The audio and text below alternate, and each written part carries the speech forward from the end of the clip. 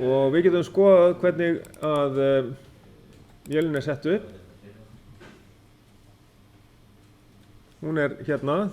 Hér sem sagt skiptið út spennugjafanum. Það var CPS 2010. Miðeiningin sem við völduð í byrjun var Modbus Ethernet 340 vélin. Hún heitir 2020. Og hliðræn eining AMM 0600, það eru 4 inngangar hliðrænir og 2 útgangar, spennu eða straum. Svo eining í sökli 2, það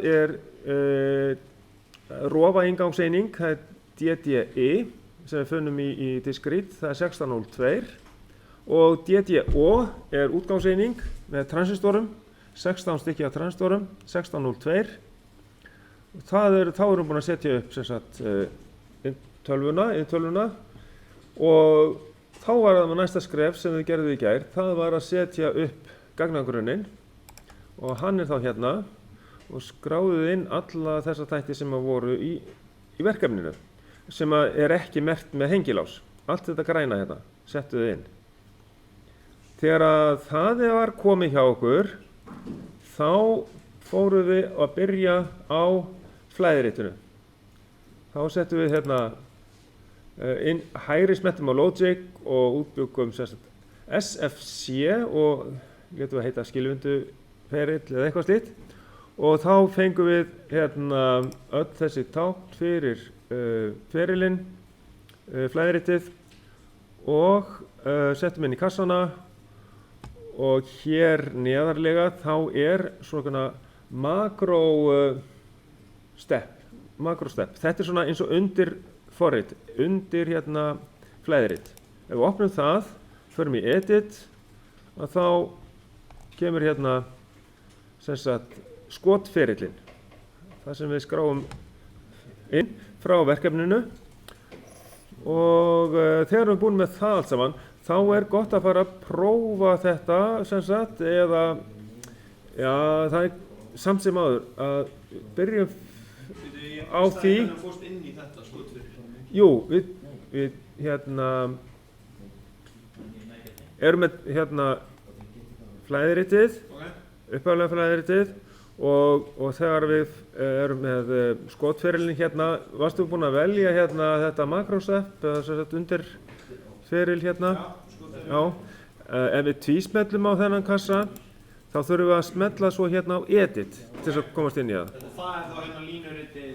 Já, sem sagt flæðiritið, sem sagt fyrir skotferilin. Eftir hinni myndin í vörðskjölinu? Já, akkurat. Og þegar að þetta komið, þá þurfum við að útbúa skjáinn. Þá förum við á Operator Screen og smellum hérna á New Screen. Og þá byggjum við upp skjá sem að lítur út einhvern veginn svona.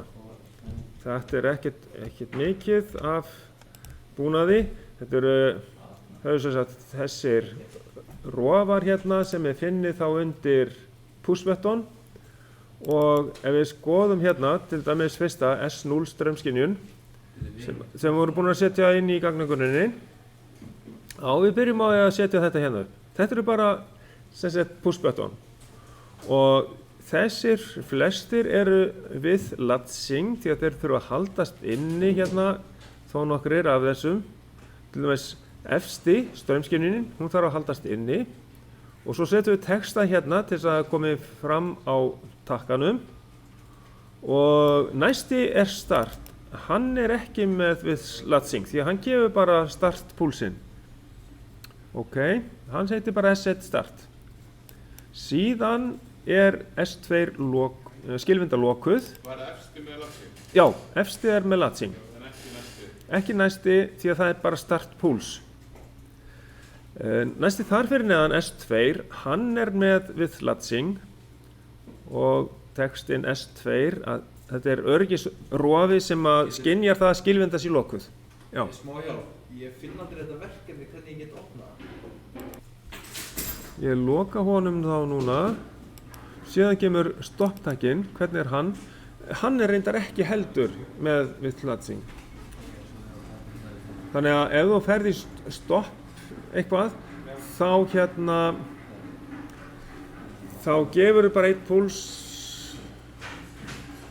væntanlega til þess og þá fer hann í skotferil og stöðvar að lokum. Þannig að hann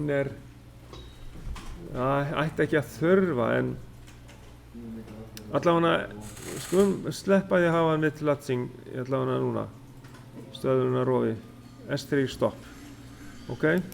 En S4 reynsluskynjarið, hann pottþétt við Latsing, það skynjari sem að þarf að haldast inni, og síðan S5, sem sagt, mótþrýstingurinn á lár á olíunni frá skilvindinni og hann við Latsing. Ok, og ég skrifa í lýsinguna í kommenti of lágur mótþrýstingur og þetta á olíunni frá skilvindinni. Þetta til þess að skynja það hvort að hann sé virkur vatnslásinn, að hann sé í lagi, að sé vatnslás í skilvindinni.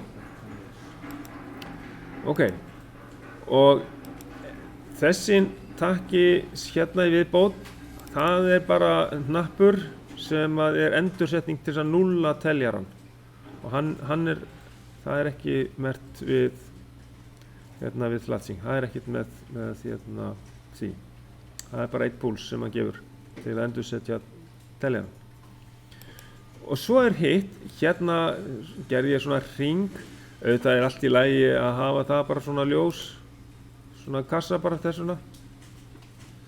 Og ég var bara með textabox, eins og við höfum verið að gera venjulega. Þá næ ég í text, það svo stórt lítið og teikna upp svona kassa. Ég geti þessuna sett upp mótorinn bara sem kassa, það allt í lagi. Tvísmetla á hann, ég segi bara M1, það líka allt í lagi að hafa hann bara sem kassa, þessuna. Og ég ætla að setja hann í miðjuna og stækka þetta eitthvað í kannski 20, sjá hvort að það sleppur alveg. Og þá hef ég textaboxið, síðan ætla ég að fá annan kassa og gera það jafn stóran, en hafa það sem sagt animation object. Það færi aðeins til, þannig svo vel ég hann og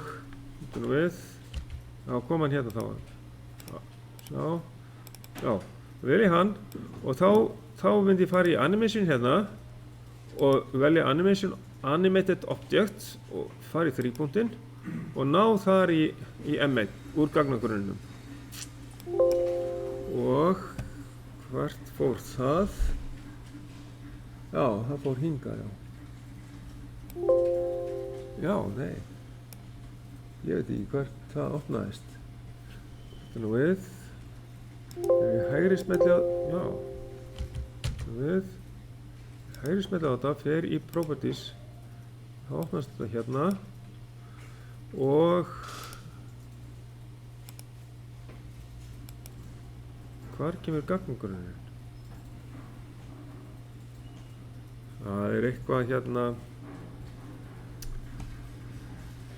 skrítið við þetta.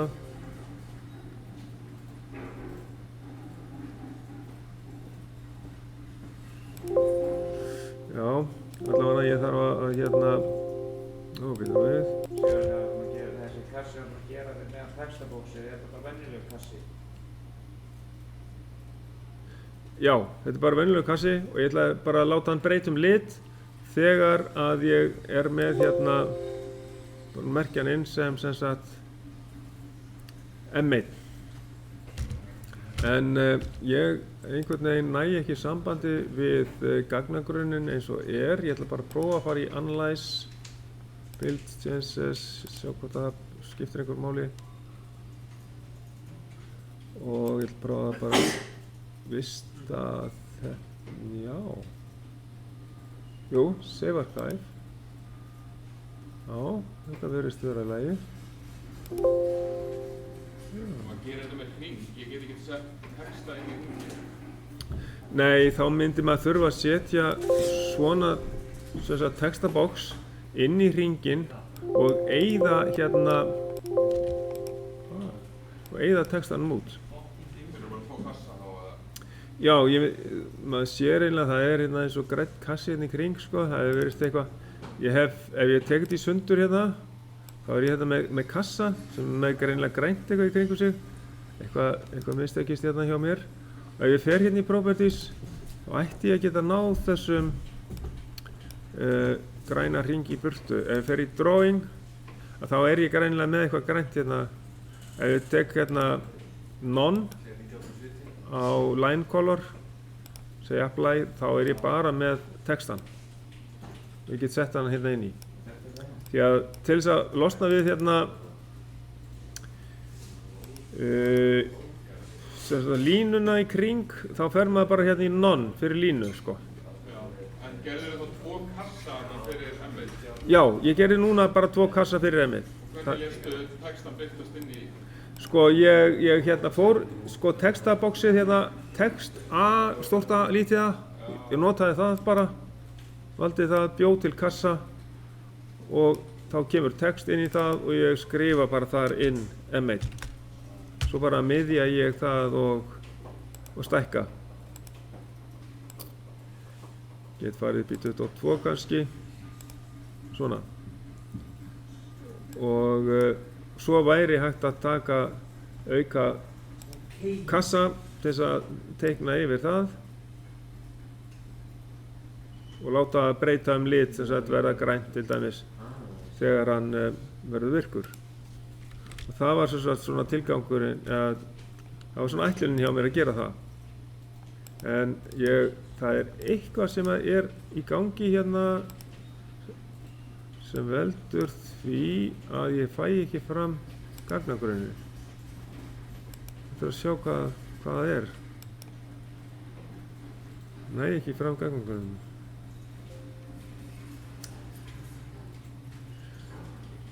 Þetta er nefnilega eldri útgáfa og þetta nær kannski ekki alveg að hérna tala saman. Sko. Nei, sko, útgáfan af þessu er vistað í annarri version af forritinu. Það getur við skapað vandamál. Ég ætla að prófa ef það koma. Nú, það er samt ekki neitt error hérna eins. Það var alltaf, já, það verðist vera sloppið. En það er, já, því að ég hérna, með gagnagrunninn hérna, stopp, og þetta var M1 hérna, þetta er íbúljá. Það er spurning af hverju ég næ ekki að setja þetta inn í skjáinn.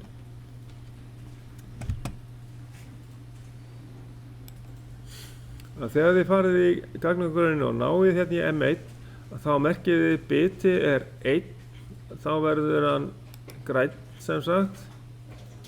Og ég ætla að sjá.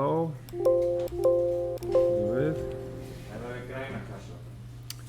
Já, fer í Drawing og ég hef grænan kassa, þá smelli ég hérna á Background Color og þá verður hann full. En hann bita 1 með það? Já, þá verður merkja við bita 1 í Animation, bit 1, já. Þá verður hann græn. Og ég gat líka útbúið þetta fyrir svona hring sko, þannig að það skiptir ekki máli, það má líka vera kassi sko.